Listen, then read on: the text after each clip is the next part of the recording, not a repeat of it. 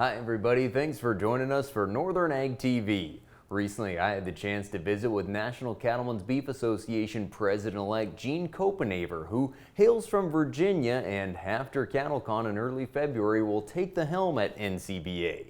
Gene was in Billings for the Montana Stock Growers Convention, and of course, the last couple of years, the stock growers have had a huge focus on their producer profitability initiative, and Gene said that for NCBA, producer profitability will continue to be a focus. 2025, it was our primary focus, and I don't see that changing, and I'm a true believer in if we have to find profitability tools for our present generation and our next generations to come to sustain this industry.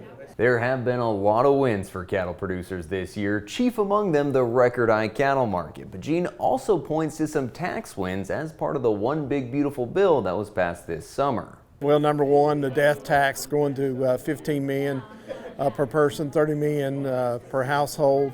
Depreciation, raising it up, 199A, continuing making it permanent for entities, the 20% deduction for that. So all three of those are big wins for the producer. We'll hear more from Gene about some of the priorities NCBA is working on after a word from our sponsor. From the beginning, we've worked closely with farmers. BNSF's ties to the agricultural community go back 175 years. Together, we've innovated to make the U.S. agriculture supply chain one of the most efficient and productive in the world. Our strong relationship powers BNSF still today and helps us move the nation like no one else can. At BNSF, we move the nation for you. In 2026, USDA will be implementing changes for Product of the USA labels for beef. That'll mean that for beef to wear that label, it has to be born, raised, and slaughtered in the U.S. NCBA President-Elect Gene Copenhaver says they're very supportive of those changes that should add more transparency to beef labeling.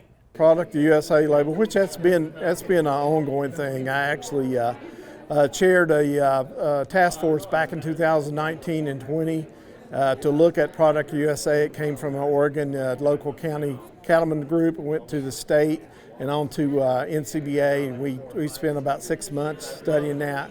There was problems with our present Product USA, as everybody knows, and I think the new one will satisfy a lot of those problems and have true labeling on a voluntary situation. NCBA has been very involved with the discussions around the screwworm threat in Mexico. Gene recently met with USDA Secretary Brooke Rollins, and while they don't know when the border will reopen, there seems to be much more comfort with Mexico getting a better handle on the screwworm threat.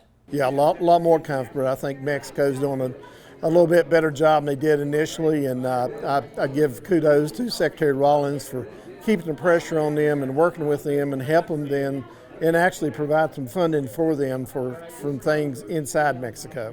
And finally, Gene talks about trade. Of course, we're always trying to export more beef, but this fall, the Trump administration talked a lot more about importing beef. Gene said that they're focused on making sure that U.S. producers have a level playing field with beef imports. If we're going to import any beef in, we need to make sure that it's fair trade, make sure they have the same safeguards in effect in their countries where this beef is processed.